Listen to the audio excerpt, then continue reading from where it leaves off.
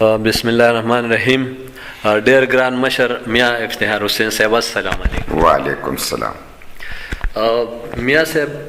ستاسو شخصیت چې دی نو هغه د هیچ چا دپاره نه دی، او کم از کم زما دپاره خو بیخي نه دی. تاسو چې په سیاسي میدان کې کمې قربانۍ ورکړي دي، کمې ستړې کړي دي او کمې کوې، نو هغه موږ ته ډېر ښه معلومې دی، او هغې په رڼا کې موږ په تاسو باندې فخر کوو، او د دغه قربانو په وجه باندې تاسو ته اوس خلک غازي هم وي او غم په ځای دي. بهرحال ستاسو یو بل اړخ ادبي هم دی، نو تاسو د شاعرۍ په حواله راته لږ ووایئ چې یاره شاعري تاسو داسې کله کړې وه، یا د پښتو شاعرۍ ته په کم نظر ګورئ، بیا افسانې هم تاسو لیکلي. بسم الله الرحمن الرحیم. ستاسو ډېره مننه، شکریه. رښتیا خبره داسې ده چې شاعر خو نیمه او شاعرۍ سره مې شوق ډېر و. د ابتدا کې خو چونکې د اردو شاعري چې کوم دی هغه په دې خیال باندې چې موږ به د هندوستان د ګانې ډېرې اورېدې، سندرې به هم ډېرې اورېدې، او د تاسو ته پته چې په زړو سندرو کې شاعري چې کوم دی نو ډېره جامع ده، او خاص کر د جذباتو احساساتو عکاسي. بیا په هغې کې چې کوم دی نو زما لکه فیض احمد فیض، حبیب جالب صاحب، دا چې کوم دی نو زما ډېر خوښ و. خو ساحر لودیانوي چې کوم دی نو هغه زما په دې ډېر زیات خوښ و چې د هغه د لایف کومه سټوري وه، د هغه کوم واقعات و او په هغه څه تېر شوي، او د مطلب چې هغه بیا کومه شاعري کړې ده، نو هغه شاعري داسې ده چې سړی وایي چې څنګه د باندې تېر شوي دي، نو دا ریپروډیوس کړې ده،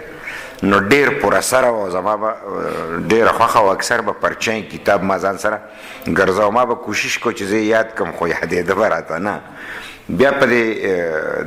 لیټسټ شاعرانو کې چې کوم دی نو پروین شاکر مې چې کوم دی نو ډېره خوښه وه، دا په اردو کې زه یادوم.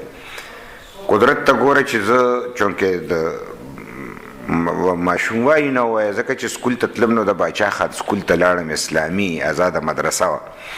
او په هغې کې زما هیډ ماسټر هم خدای خدمتګار و، فارم ماسټر مې هم خدای خدمتګار و، قرآن شریف یې چې راته ښه هم خدای خدمتګار و. د هغې د پښتو سره هغه مینه، د پښتنې خاورې سره مینه، او د پښتون قوم سره مینه، هغه داسې وه چې یو مطلب قدرتي طور ما ته ټرانسفر شوه، لکه ځکه چې دی په لاس کې لوی شوم او د هغې سره مې مطلب چې آغاز وکړو، نو د پښتو طرف ته زما رجحان ډېر زیات و. او ځکه چې کوم دی په سیاست کې ما د پښتنو اړخ خوښ کړی دی، او د پښتنو د کاموالۍ سیاست مې خوښ کړی دی، ځکه چې دا زما په ذهن او په دغه باندې مطلب چې شعور کې مطلب هغه ګلی شوی. خو د پښتو په حواله باندې تاسو ته به اندازه چې زه ما په ګورنمنټ کالج کې هم پښتو سبجیکټ ویلی و، بیا چې کوم دی نو ما پښتو ایم ایم کړې ده، او د پښتو شاعران چې کوم دی بیا ما ډېر زیات لوستي دي. هغه په دې وجه باندې چې زما د پښتو سره د مینې په بنیاد زمونږ د کوم شاعران دي نو هغه ډېر لوی شاعران دي، هغه د تاریخ سره جړه لري. لکه چې کوم شاعر ته راوالې نو هغه به تشه شاعري نه، هغه به قوم ته چې کوم دی نو د مشرۍ یو پیغام ورکړی وي، د یووالي یو پیغام به یې ورکړي، او یو مبارزه به یې کړي. نو د هغه په شاعرۍ کې مطلب چې ډېر زیات له احمد شاه بابا بذات خود زمونږ بادشاه هم تېر شوی، خو لکه هغه شاعر هم و. خو زیات تر چې خوشحال خان بابا چې کوم دی نو هغه چونکې زمونږ په خاوره باندې د هغه شاعري ډېره جامع و او ډېره زیاته شاعري کړې وه، او بیا مطلب چې د هغه په شاعرۍ کې هر یو اړخ موجود و. نو په هغې لحاظ باندې مطلب چې مطلب لکه خوشحال بابا ډېر خوښ و. رحمان بابا داسې شاعر و چې هغه خو زموږ په کورونو کې به دا کتاب پروت و، په جومات کې به پروت و، او زما مور د خدای پاک وبخي نو هغوی به چې کوم دی دا جنګنامه او نورنامه به یې وي، او د پښتو کتابونه به زموږ په کور کې پراتو، نو ورسره به د رحمان بابا یو کتاب هم پروت و چې موږ به په کورونو کې وی. نو رحمان بابا خو زموږ د کورونو شاعر و، عوامي شاعر و، او خوږ ژبې شاعر و، او په ساده انداز کې او په ساده الفاظو کې ډېر لوی مقصد لکه پروت و. نو یو دا مینه وه. بیا د سیاست سره سره زمونږ هغه مبارزین چې هغوی په موږ باندې ډېر لوی ژور اثر لري، لکه اجمل خټک صاحب. اجمل خټک صاحب چې کوم دی نو هغه داسې شاعري وه چې موږ به خپل تقریرونه کول، نو موږ به ضرورت محسوسوو چې د اجمل صاحب شاعري خامخا موږ ووایو، ځکه چې زمونږ ګنټه تقریر او د اجمل صاحب یو شعر مطلب چې پبلک ته به اپیل هم کوو سټوډنټانو به قبلولو مو او دغه رنګ د غیرت چغه چې کوم دی هغه زمونږ دپاره لازم او ملزوم وه چې موږ به کله مطلب دغه پروګرام کوو نو هغې کې به خامخا د اجمل صاحب شاعري وه بیا د غني خان شاعري چې هغې باندې پوهېدل ډېر ګران و زمونږ دپاره خو چې یو ځل پرې پوه شو نو هغې خوند د ټول نه سیوا و ځکه چې د غني خان خو دغه که خازش نیم په قبر وي ولاړې که غلام مړ یم راځئ توکۍ پې لاړې چې په خپلو وینو نه یم لمبېدلې په ما م پلیتوئ د جومات غاړې او چې سوری سوری مې فوج د دشمن نه کو مور ما پسې په کم مخ به ته جاړې یا به دا بېننګه ملک باغ یې دن کړم یا به کړم د پښتنو کوڅې وي جاړې دا زما داسې وه لکه چې زما په سټوډنټ لایف کې پهچان و چې زه به تقریر ته ودرېدم نو د دې خبرې به خامخا ډیمانډ و چې هغه شعر به وی نو دا به یا ما سر کې او یا به مې په اخره کې وی لکه بیخي ځکه چې دا پښتون رساله باندې به لیکلی او مونږ دا مطلب یو قسم ته د خپل سیاست د خپل مقصد د هغې دپاره چې کوم دی لازم ملزوم ګڼلی داسې بیا مطلب چې ساحل صاحب د ساحل صاحب شاعري نیغه په نیغه مطلب دی چې لکه هغې کې فلسفه هم شته خو لکه مطلب چې واضحه شاعري ده او پیغام هم ډېر مطلب واضحه دی خلک پرې ډېر په اسانه باندې پوهېږي بیا ملنګ جان چې کوم دی نو ملنګ جان زمونږ داسې شاعر و چې هغه بیخي قوم پرست شاعر و هغه به ټک او پک وي هغه به پکې مطلب چې ډېرې کیسې نه کولې د هغه په شاعرۍ باندې نو دا داسې زمونږ دا شاعري یو قسم ته داسې ذهن ته پرېوته چې که قوم ازاد و قوم آباد و د خپل فکر مخکې بوځو نو دا زموږ اساسه ده او په ادب خو ټول ډېر مطلب دی چې پوره سره دی خو زمونږ عام خلک نثر ته ډېره غاړه نیږدي او نثر پوهېدل او ویل ګران کار دی نو شاعرۍ کې خوند هم شته اټرکشن هم شته غرض هم شته مطلب هم شته او بیا په ټولو کې ټپه چې کوم دی چې هغه د یو شاعر سره هم تړلې نه ده او زمونږ به لکه د کورونو کې په حجرو کې په مطلب لکه پټو کې دا به زمیندارانو به وي زمونږ مطلب زنانو به وي د ودونو ښایست د حجرو ښایست نو دا ټپه به ذات خود چې کوم دی نو زمونږ د ټول هسټرۍ ترجماني به کوله نو په شاعرۍ کې ماته یو خپل مطلب چې هغه لکه مرام ته رسېدل مقصد ته رسېدل ځان پې پویول او بیا یو وخت داسې و چې زمونږ نثر ډېر قدغنونه و پې نو په شاعرۍ کې به مطلب په یو نه یو طریقه خپل پیغام ورسولی شو سره د دې چې زمونږ په دې قومي شاعرانو باندې د دوی په کلامونو پابندی وي خو اینه باوجود هم کلندر مومند صاحب هم په دې کې چې کوم دی نو زمونږ ډېر ځلانده ستوری دی او ډېر ښه شاعر دی نو دا شعرونه ما چې تاسو ته ووایي نو په ما باندې یو وخت رالو او یو داسې سخت وخت رالو چې زما یو زوی مطلب چې هغه زمونږ درې وروڼه د هغې دوه اولاد نو او زما دا یو زوی او خدای کامیاب کو داسې چې مطلب دی د ډېر یو کس چې لویږي او بالغ کیږي او سبق یې ووي او بیا مطلب 17 ګریډ افسر شو نو هغه داسې شو چې لکه د خپل ژوند ته مطلب عملي ژوند ته ووتو او بیا ځان ته چې کوم دی نو کور جوړولو د واده او د دې بندوبست یې کو چې په دې دوران کې زه د دې صوبې لکه د اطلاعاتو منسټر او دلته د دهشتګردۍ یو لهر و زما یو رول و زما یو ذمهواري و یو کردار او هغه ما لوبولو نو دهشتګردو زما د دې کردار په وجه زما له چې سزا راکوله نو هغوی په دې نیت باندې راکړه چې زما زوی شهید کو او ما ته به وزیر اعلی صاحب وی چې ته لږ ګزاره کوه هغوی په اف ام ریډیو اعلان کړی دی فضل الله چې میا صاحب چېرته درشي نو ټوټې ټوټې کوي نو ما به ورته وی چې یا یو ټوټه او یا سل ټوټې چې مړ شم نو بیا په ټوټو زه څه کوم نو دا ماسې یاری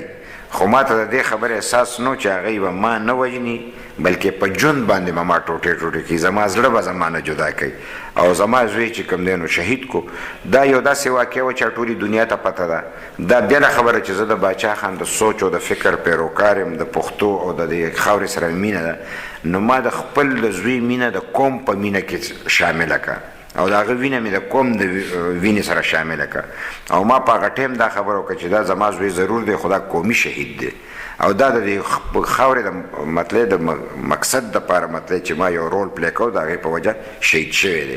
لہذا دا خو زما یو زوی دی که لس زامن وي نو زه به یې په دې قوم قربان کړم زه په دې خبره باندې یریږم نه او نه په شا کېږم خو یو احساس وي یو تکلیف وي انسان د غوښې دی ما کوشش کو چې زه هم نه جاړم او ما ډېر د خدای نه مې سوالونه کړي چې خدای زما سترګو کې اوښکې وچکي چې مطلب دا کوم زما اوښکې ونه ویني، ځکه چې په درېیمه ورځ ماله یو ورځ په دویمه ورځ زما بله دماکه په کوره شوه، بیا د هغې نه پس راله خط رالو، بیا وې دا خو علامې دي، اصلي ټارګټ خو ته اوس په پته لګي چې تا په پردو زوی ډېرې دغه خبرې کولې چې په خپل زوی ته څنګه خبرې کې.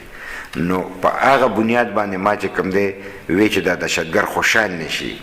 نو ما جړلي نه دي او نه مې سترګو نه اوښکې توی کړي دي، سره دی چې بشیر بلور صاحب حاجي بلور صاحب زما ښې او ګس ته ناست و، هی دواړو جړل. نو چې ستا په غم تا سره څوک جاړي دا څنګه ممکن ده چې بنده به په خپله نه جاړي. نو ما د قوم په خاطر باندې مطلب چې ته خدای نه سوال کوم او خدای زما دا سوال قبول کو چې په هغه ټیم کې مطلب زما د سترګو نه اوښکې لا نړي او ما په دې وجه چې زما د قوم حوصلې مضبوطه شي او د دهشتګرد حوصلې چې کمزوري شي، خو د بحیثیت پلار بحیثیت انسان زما درد زما تکلیف زما احساس هغه ما ته پته وه چې په ما څه تېرېږي او زه به چې کله ځان له شم د شپې به شم نو زه به د یو ډېر غټ مطلب دی تکلیف سره مخامخ وم په دې بنیاد باندې چې مطلب دی لکه زه خو قومي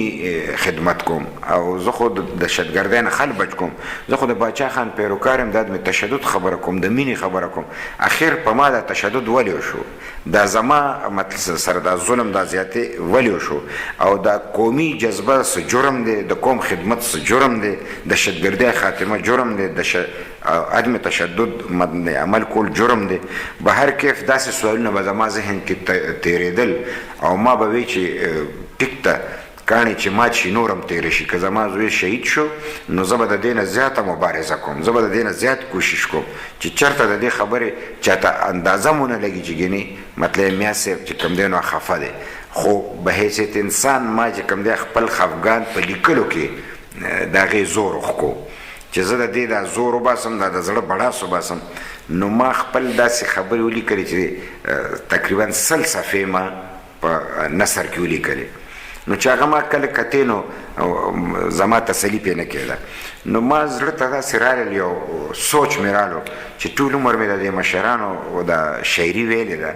او د شاعرۍ په زیر و بم باندې لږ ډېر پوهېږم او مطلب چې د هغې چې څنګه طریقه ده مطلب خاص کار په پابند شاعرۍ آزاد شاعري خو لږ ګران کار دی، پابند شاعري زه یادوم چې د هغې مطلب دغه معلومي مطلب چې قواعد او ضوابط معلومي. نو ما کوشش وکړو چې زه د خپل صورتحال په نظم کې چې کوم دی نو ولیکم او چې کله ما لیکل نو تاسو په خدای یقین وکئ چې ما بس په ما باندې داسې لکه چې ګینې دا غم په ما سور دی او زه لګیا یم او زه لیکم او ما لیکل او ما چې د کام ګټه کوله خانه ته مې بیلې او زما جیګر زما جانه ځوانه ته مې بیلې او داسې ډېر لوی دغه دی. خو لکه ما د کام جنګ کې د زوی بیرلو ته تشبیه ورکوله او هغه مې په دې خیال ورکوله چې ګینې زه مطلب دی که دا ما کړي دا زما لپاره فخر خبره ده. نو دا ما ولیکل، نو چې ما ولیکل د شپې 4 نیمې بجې به وې نو سحر مې سلما شاهین د پښتو اکیډمۍ چې کوم دی نو چیرپرسن وه او هغې ته مې وویل چې یاره ما داسې لیکل کړي دي دا څنګه دي. نو په ټلیفون مې ورته وویل، نو چې په ټلیفون مې ورته وویل نو ما ته وویل چې دا خو تا چې ته مخکې شاعري کړې ده. ما ورته چې نه، نو دا خو بالکل ټیک ټیک یو ټکی دوه وړاندې وروسته وینو به وي خو لکه نور د شاعرۍ په معیار پوره دي. نو ما ورته ښه دا نیمګړی دی دا زه پوره کوم، خو ما دې ته انتظار و چې که دا شاعري زما ټیک نو زه به یې مخکې وکړم. نو بیا زما خیال چې دا زه د ساحر لودیان وي هغه پرچۍ غوندې ځان ته یو کتاب جوړ کړم هم د دې یو واقع نه. بیا مې سوچ کو چې زموږ پښتانه ډېرې اوږدې کیسې نه خوښوي، نو دا ما د عام نظم نه ډېر اوږد لیکلی دی خو لکه هغه ځي ته ما ونه رسوه چې په کوم ځای کې زما سوچ و او ما په دویمه شپه باندې بیا دغه رنګ 4 نیمې بجو پورې مطلب چې ما دا ولیکلو او دغه رنګ چې کوم دی نو شاعري دا زما تاسو دې ته بنیاد ویلی شئ او ما ته د دې خبرې احساس دی چې شاعري ډېره ګرانه ده.